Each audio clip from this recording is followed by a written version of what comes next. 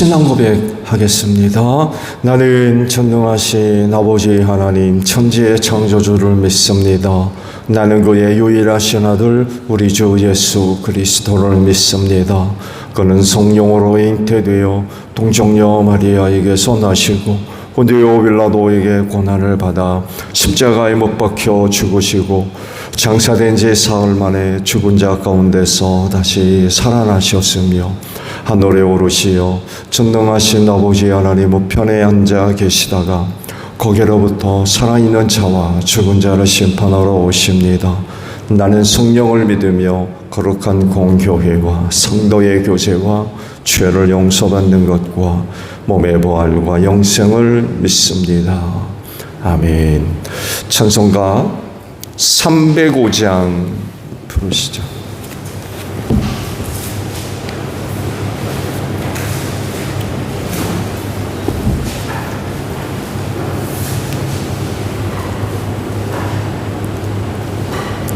찬송가 305장 부르십니다. 나 같은 죄인 살리신 주는 내 놀라워 잃었던 생명 찾았고 광명이 이르던데 큰 죄악에서 건지신 주의 고마워 나 처음 믿은 그 시간 귀하고 귀하다 이제껏 내가 산 것도 주님의 은혜라 또 나를 장차 본향에 인도해 주시리 거기서 우리 영원히 주님의 은혜로 해처럼 밝게 살면서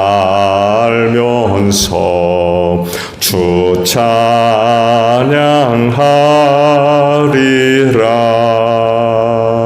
아멘.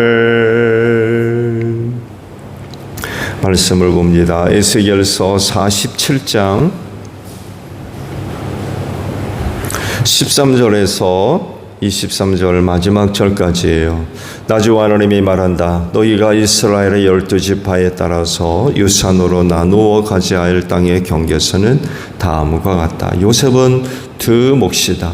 나머지 지파들은 그 땅을 서로 똑같이 유산으로 나누어 가져야 한다. 그 땅은 내가 너희의 조상에게 주기로 맹세하였으므로 그 땅을 이제 너희가 유산으로 차지하게 될 것이다. 그 땅의 북쪽 경계선은 다음과 같다. 지중해에서 헤들론을 거쳐 르모하맛에 이르렀다가 스닷 브로다 시브라임에 이른다. 시브라임은 다마스쿠스 지역과 하맛 지역의 중간에 있다. 거기에서 하우란의 경계선이 있는 하셀 핫디고네까지 이른다. 이렇게 북쪽 경계선은 지중해에서 동쪽으로 하살 에논에까지 이르는데 다마스쿠스와 하맛에 접경하고 있다. 이것이 북쪽 경계선이다. 동쪽은 하우란과 다마스쿠스 사이에서 시작하여 길르앗과 이스라엘 땅 사이의 경계인 요단강을 따라 멀리 사해의 다말에까지 이른다. 이것이 동쪽 경계선이다. 남쪽은 다말에서 시작하여 무리봇 가데스의 샘을 지나 이집트 시내를 거쳐 지중해에 이른다. 이것이 남쪽 경계선이다. 서쪽 경계선은 지중해이다. 이 바다가 경계가 되어 르보 하맛으로 건너편에까지 이른다. 이것이 서쪽의 경계선이다. 이 땅을 너희가 이스라엘의 모든 지파별로 나누어 가져라. 너희는 말할 것도 없이고 너희 가운데 거류하는 외국 사람들 곧 너희들 가운데서 자녀를 낳으면서 몸붙여 사는 거류민들도 함께 그 땅을 유산으로 차지하게 하여라. 너희는 거류민들을 본토에서 태어난 이스라엘 족속과 똑같이 여겨라. 그들도 이스라엘 지파들 가운데 끼어서 제비를 뽑아 유산을 받아야 한다. 거류민에게는 그들이 함께 살고 있는 그 지파에서 땅을 유산으로 떼어 주어야 한다. 나 주 하나님의 말이다. 아멘. 오늘 아침에는요, 마지막 23절의 말씀을 함께 나누려고 합니다. 거류민에게는 그들이 함께 살고 있는 그 지파에서 땅을 유산으로 떼어 주어야 한다. 나 주 하나님의 말이다. 라는 말씀입니다. 오늘 아침에 보신 말씀들은 이스라엘의 12지파에게 그 가나안 땅을 이제 분배해 주라고 명령하신 그런 그 말씀들이죠. 이 말씀 가운데 시선을 잡는 구절이 또 하나 있음을 우리가 발견할 수가 있을 것 같아요. 특별히 언급된 그런 그 지파이죠. 바로 요셉입니다. 요셉은 두 몫이라고 특별히 꼬집어서 말씀을 하셨어요. 이렇게 말씀하신 이유는 오래전에 하나님께서 그 지파에게 약속하신 것 때문에 그렇습니다. 요셉이 7년간 그 흉년이 들었을 때에 그 형제들을 구원한 일이 이집트에 있었죠. 더 이상 그 가나안 땅에 살 수 없어가지고 야곱이 70명의 자녀들을 데리고 이집트 땅으로 내려갔죠.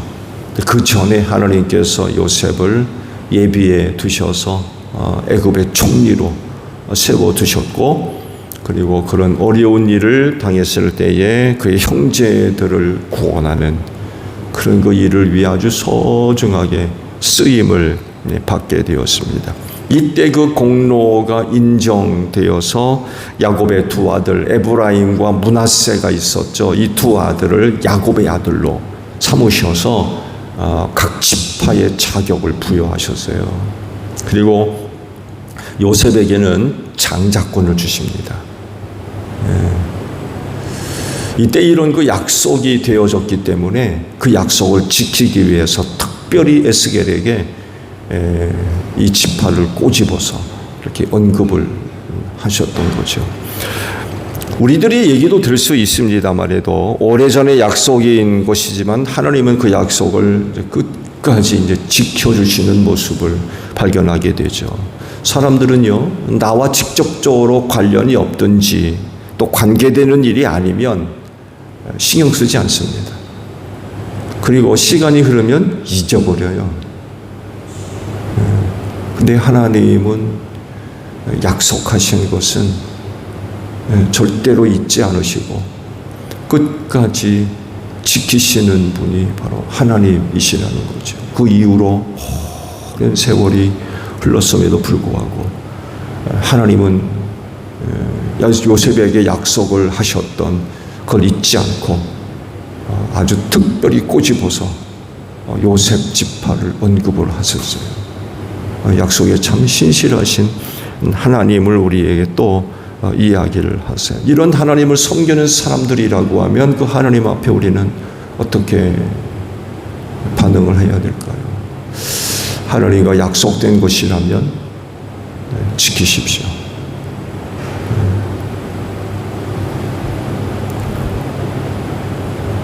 찾으십니다. 우리가 약속을 지키지 않으시면 하나님께서 직접 그 약속을 찾으십니다.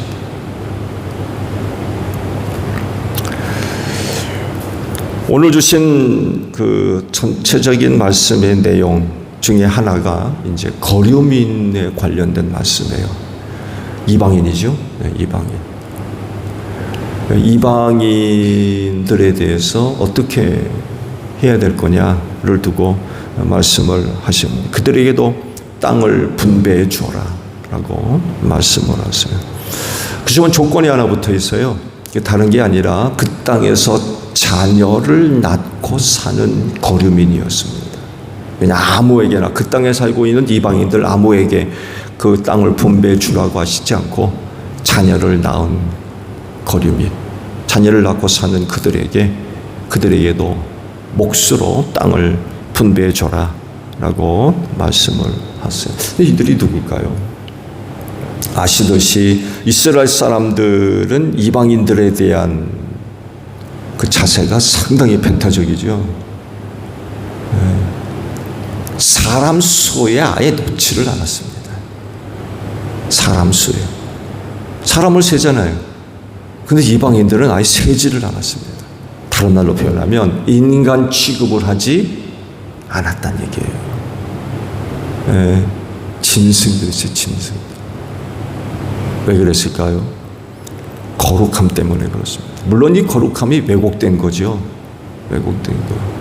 그 야훼 신앙의 유대교의 가장 큰 실수가 바로 이 왜곡된 그런 그 신앙들을 갖고 그것이 아주 예수님 시대에 아주 정점에 달았죠. 정점에. 그중 한 가지가 안식일에 대한 39가지 규정이 아주 대표적인 그런 거예요. 하나님의 뜻, 본래 뜻, 정신은 다 내다버리고 인간들이 만들어 놓은 규정들을 더 귀하게 여기는 야훼 신앙의 왜곡된 그런 그 모습이 아주 정점을 이루고 있었죠. 이방인들에 대한 이와 같은 태도도 바로 왜곡된 야훼 신앙의 한 단면을 보여주죠. 하나님께서 아브라함을 선택하시고 그 후손들을 통해 약속하신 것이 뭡니까? 너와 내 후손을 통하여 이방인들이 복을 받으리라고 그랬거든요. 근데 이방인들에 대한 이와 같은 배타적인 자세는 오히려 해가 될 수밖에 없어요. 예수님이 그러잖아요. 배나 지옥자식 만든다고. 이게 이 배타성 때문에 그래요. 하나님이 저들이 하나님만으로 알았던 거죠. 그렇습니까? 하나님이 이스라엘의 하나님이세요? 그럼 이스라엘만 만드셔야죠. 그렇지가 않다는 모든 사람의 하나님으로 그들이 인정을 하고 이방인들에 대한 이런 배타성이 아니라 오히려 열린 그런 그 자세와 마음들을 갖고 있어야 되는데 그렇지를 못했던 거죠. 이게 다 왜곡된 거룩성에 대한 그런 그 결과라고 이제 또 볼 수가 있죠.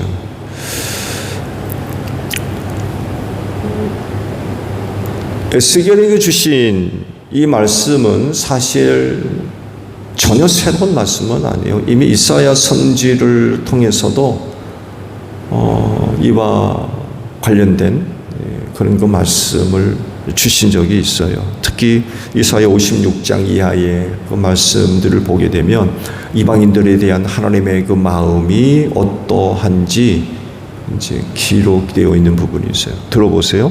그때 하나님께서 이사야에게 무슨 말씀을 주셨는지. 좀 긴 말씀인데, 이방 사람이라도 주님께로 온 사람은 주님께서 나를 당신의 백성과 차별하신다 하고 말하지 못하게 하여라. 고자라도 나는 마른 장작에 지나지 않는다 하고 말하지 못하게 하여라. 이러한 사람들에게 주님께서 이렇게 말씀하신다. 비록 고자라 하더라도 나의 안식일을 지키고 나를 기쁘게 하는 일을 하고 나의 언약을 철저히 지키면 그들의 이름이 나의 성전과 나의 성벽 안에서 영원히 기억되도록 하겠다. 아들, 딸을 두어서 이름을 남기는 것보다 더 낫게 하여 주겠다. 그들의 이름이 잊혀지지 않도록 영원한 명성을 그들에게 주겠다.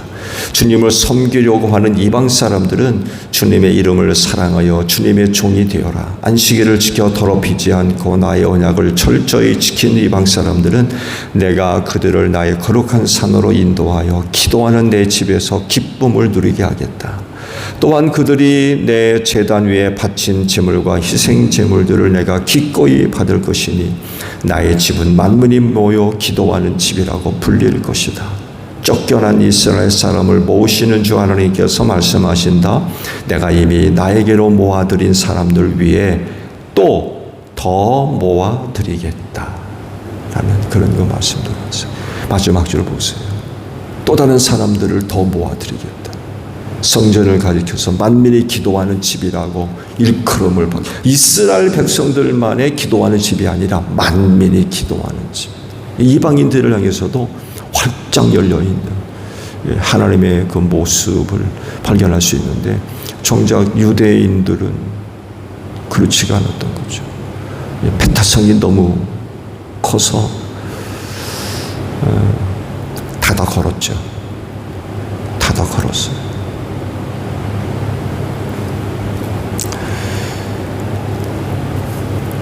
그들로 인하여서 자신들의 거룩성이 삭되게 될까 봐, 부정한 사람들이 될까 봐. 그래서 베드로가 그러잖아요. 이방인들을 만나는 게 불법이라고.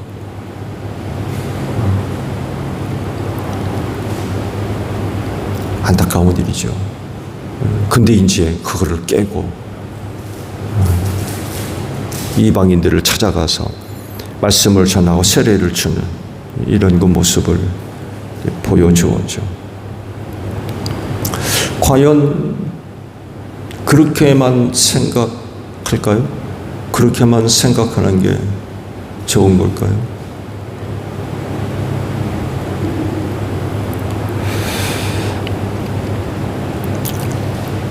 또 다르게도 생각해 볼 수 있을까요? 그건 다른 것이 아니라 다른 누군가가 혹 다른 어떤 것이 그것으로 인하여서 부정하게 된다고 생각할 게 아니라 하나님의 은혜로서 거룩하게 될 수 있다. 다른 어떤가에 의해서 내가 부정하게 되는 게 아니라 거룩하게 된 나를 통해서 그 누군가가, 그 무엇인가가 거룩하게 되는, 역으로 생각하는 거죠.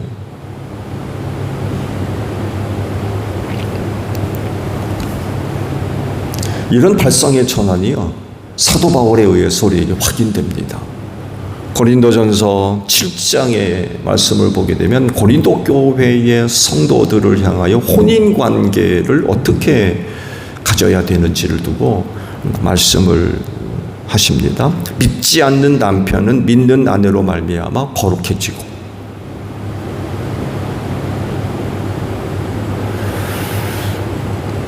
믿는 아내가 믿지 않는 남편으로 인하여 부정하게 되는 게 아니라 믿지 않은 남편이 믿는 아내로 인하여 거룩해진다. 거꾸로 믿는 남편이 믿지 않는 아내 거룩하게 한다. 믿지 않는 아내 때문에 믿는 남편이 부정하게 되는 게 아니라 믿는 남편으로 인하여 믿지 않는 아내가 거룩하게 된다. 자녀들도 마찬가지로.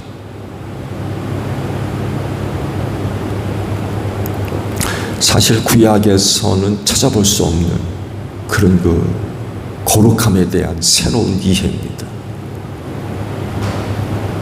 굉장히 놀라운 그런 그 말씀이에요. 사도 바울이 고린도 교회를 향해서 이런 그 거룩함에 대한 새로운 이해를 말씀할 수 있었던 건 예수 그리스도를 믿는 믿음으로 말미암아 얻은 은혜의 능력입니다. 예수를 믿는 믿음으로 말미암아 얻은 은혜 가운데 거룩함의 은혜가 있거든요. 죄짓고 타락하고 그런 생활을 했던 사람들이 예수를 믿는 믿음으로 말미암아 죄사함을 얻고 하나님 앞에서 거룩다, 의롭다 인정받은 사람으로서의 그 은혜의 능력, 그거를 믿은 거예요. 그래서 그리스도인이 누구를 상대하든 어디에 있든 그들의 거룩함을 통해서 그곳을 그것을 누군가를 거룩하게 하는 그 능력을 그가 의지한 거죠. 그가 이런 그 믿음을 갖고 살았기 때문에 이방인 만나는 걸 전혀 꺼리끼지 않았습니다. 어디 가는 거 두려워하지 않았어요. 여러분 아십니까? 그런 얘기도 이야기되고 이야기가 이어지고 있는데요. 이 거룩함에 대한 문제 때문에 유대인들이요, 어디 여행하게 되면 도시락을 반드시 싸갖고 갔고요. 심지어는요, 먹을 게 떨어지면 그냥 굶어 죽었대요.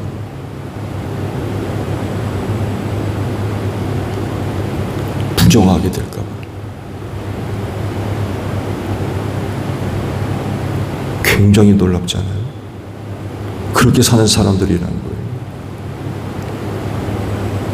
근데 사도 바울은요, 예수를 믿는 믿음 안에서 얻은 은혜의 능력을 믿은 사람이었기 때문에 이방인 만나는 거 전혀 거리끼지 않았습니다.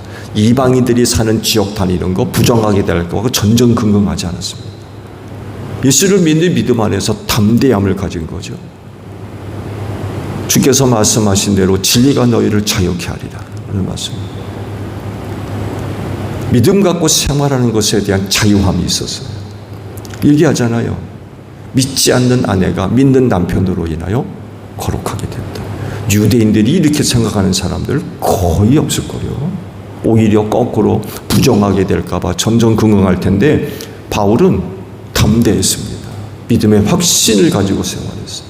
나의 거룩함으로 누군가가 거룩하게 된다. 거룩한 내가 있는 그곳을 내가 거룩하게 만든다. 이런 담대한 믿음을 갖고 있었기 때문에 누구를 만나든 어디를 가든 거리낌이 없었어요. 담대함과 자유함이 있었던 거죠.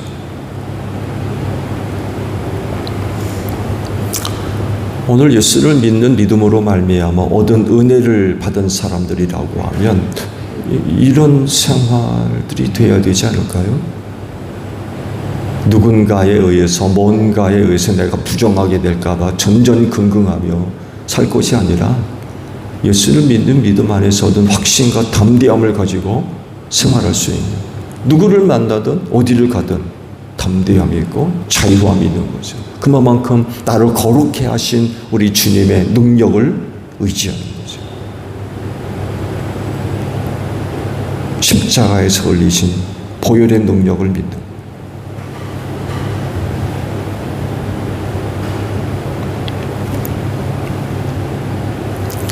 결국 이제 앞으로 회복될 이스라엘의 모습이 어떤 모습이냐라고 할 때에 유대인들만의 것이 아니라는 거예요. 말씀을 드렸죠. 그 환상, 성전에 대한 환상, 이 땅에서 이루어질 성전은 아니었던 거예요. 솔로몬 성전과도 다르고요. 스룹바벨이 포로 생활을 마치고 유대로 돌아가서 지은 성전도 에스겔이 본 성전과 다릅니다. 헤롯에 의해서 선보아진 그 성전도 다르고요.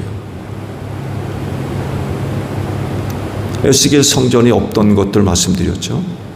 기존의 성전과는 모양을 달리하는 거예요. 내용도 달리요. 결국 먼 훗날 언제인지는 모르겠습니다만 해도 하나님께서 회복시켜 주실 이스라엘, 그 시대는 어떤 시대냐라고 할 때 유대인들만의 것이 아니라는 거예요. 그렇지 않은 이방인들에게도 활짝 문이 열려져 있는 것을 우리가 이 말씀 속에서 보게 됩니다. 그 나라는 결단코 폐쇄적이지 않습니다. 누구들만의 것? 그러잖아요. 만민이 기도하는 집이라 일컬음을 받을 것이다. 내가 더 모아드리겠다. 내가 더 모아드리겠다. 누굴 모아드리겠습니까? 그래서 예수님이 제자들한테 그렇게 분부하시잖아요. 너희가 성령을 받으면 능력을 얻을 텐데 땅끝까지 가서 내 증인이 될 거다 라고 하는 말씀과 전부 일맥상통하고 있는 그런 것 맞습니다. 만약에 앞으로 이루어질 이스라엘의 그 회복이 폐쇄적이라고 그러면 아마 사마리아 땅끝 가라고 하지 않았을 겁니다. 유대까지만 가 그러셨을 거예요. 근데 그러지 않고 땅끝까지 갈 거라고 그러셨거든. 더 모아드리겠다. 만민이 기도하는 지배를 하겠다. 그래서 에스겔을 통해서도 앞으로 회복된 이스라엘은 고려 및 나그네 이방인들까지도 포함되어 있는 회복될 이스라엘을 말씀을 해주고 있습니다. 그들까지 활짝 열려져 있는 거죠. 그래서 적어도 예수를 믿는 믿음으로 말미암아 얻은 은혜, 그리스도인들이겠죠. 또 주님의 몸인 교회 안에는, 그리고 그런 은혜를 받은 사람들 안에는 인간적인 어떤 것들로 인하여서 폐쇄적인 마음의 문 걸어 잠그고 관계 단절하고 차별하고 이런 모습은 없어야 되겠죠. 없어야 됩니다.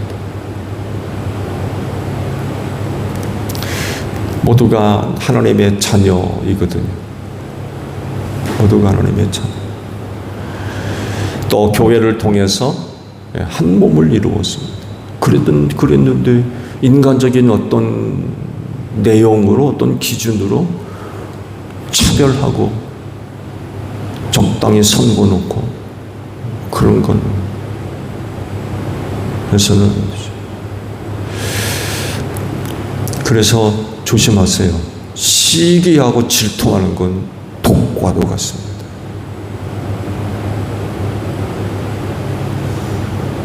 시기하고 질투하는 건 독입니다. 독.